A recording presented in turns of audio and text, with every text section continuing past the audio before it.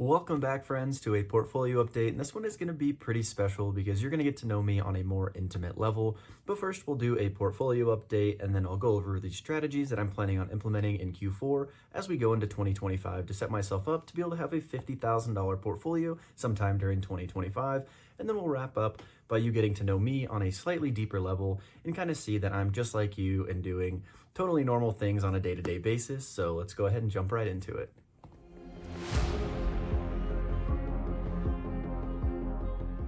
So you can see that we are here on Snowball Analytics, and the overall total of my portfolios combined is $36,481.50.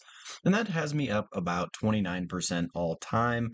And my total passive income in a percentage is 2.62% of the portfolio, or $956.78 annually. So that's every single year.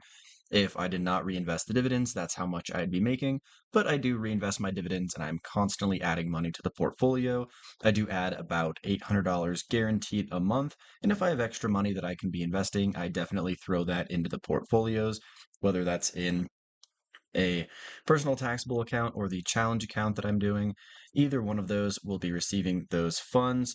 And so the largest position in my portfolio, it's going to be VOO. And if you're not new here, you definitely know that.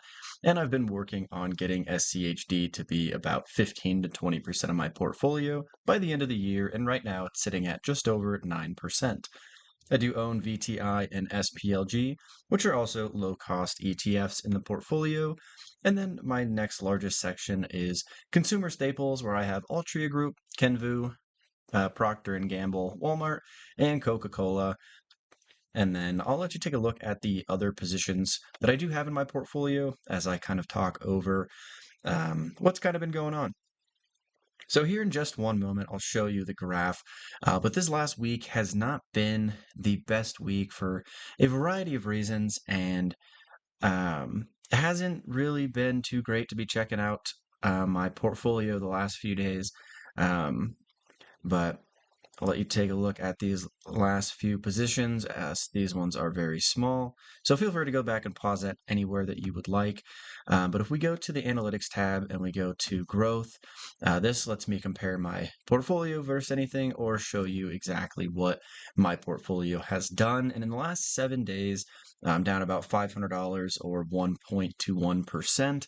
And then unfortunately, we're down a little bit more over the last month at 1.73%. And over the last 3 months, it's starting to look a little bit better, up 1.6%. But then if we compare that to the S&P 500, I am just nowhere close. And this is mainly due to one position, which if you probably have seen in the other videos that I've posted, is due to a company called UWMC, which I do still have in my portfolio, but it just hasn't had the same effect that it has had in the past. So what I mean by that is basically uh, the company has treated me very well. Don't get me wrong. Started to buy it when it was significantly cheaper. And if we go ahead and pull it up right here, um, and look at their last, we'll go the last year. You can see my average share price was $6.43, and I kept buying as it dipped. I was buying when it was $3 down here, and then it kind of ran up, which really helped push my portfolio in the right direction.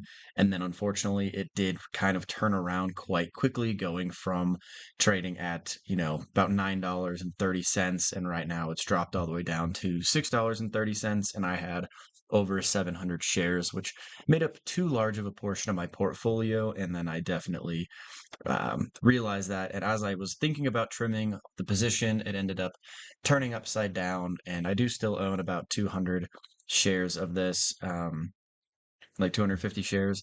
But that's really been the driving force to my overall portfolio, just kind of really not keeping up with the S&P 500, as that single company has dropped about 25 to 30% over the last probably 3 or 4 weeks. And unfortunately, that's just not something that's going to make your portfolio's performance look super well.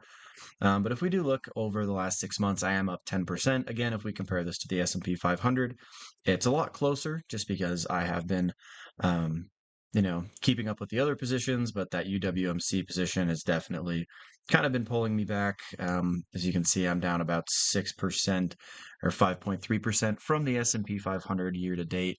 And so that's kind of going to bring us to our next topic, and that is going to be what my overall plan is going to be going into Q4 and entering into 2025. What am I going to be doing differently to be able to set myself up to be as successful as possible in 2025?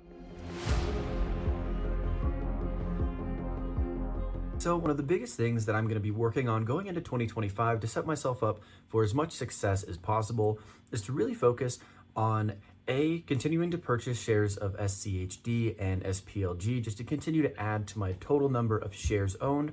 And I don't really care if the price of those goes up or down, just because in the next 30 years, I'm a firm believer that those are just going to continue to skyrocket and grow year over year, even if there are some ups and downs. Specifically, the downs I'm kind of hoping for, so that way I can add more. I am only 25 years old, so I have plenty of time to get to that retirement age and have all of these shares in my portfolios continue to appreciate in price. And the second thing that I'll be working on is whenever I do buy a company that differs from SCHD and SPLG, I want to make sure I'm buying it at a discount. There's too many companies right now that are trading at premiums and at their all-time highs, and I want to find something that's at least 10% off of its all-time highs, like companies such as like Chevron or like UPS, just companies that are quality dividend stocks that have been paying dividends for a really long time, but they're not trading at their all-time highs like Procter and Gamble or Walmart. They're just really quality companies, but they're trading at a slight discount. So that's really what I'm working on going into Q4 and in 2025.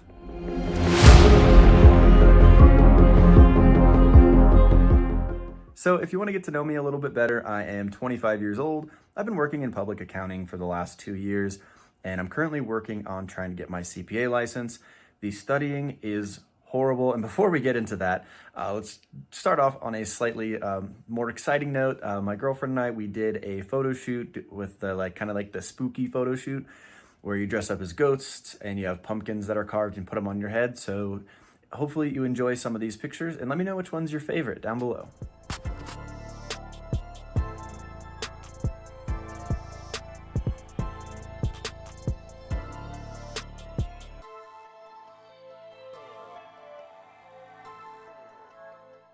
Now, if you decide to study for your CPA exams, this platform will look pretty familiar to you. It's called Becker's CPA Practice, and just for this one exam, I've spent 94 hours studying, and there actually is 4 parts to the entire exam.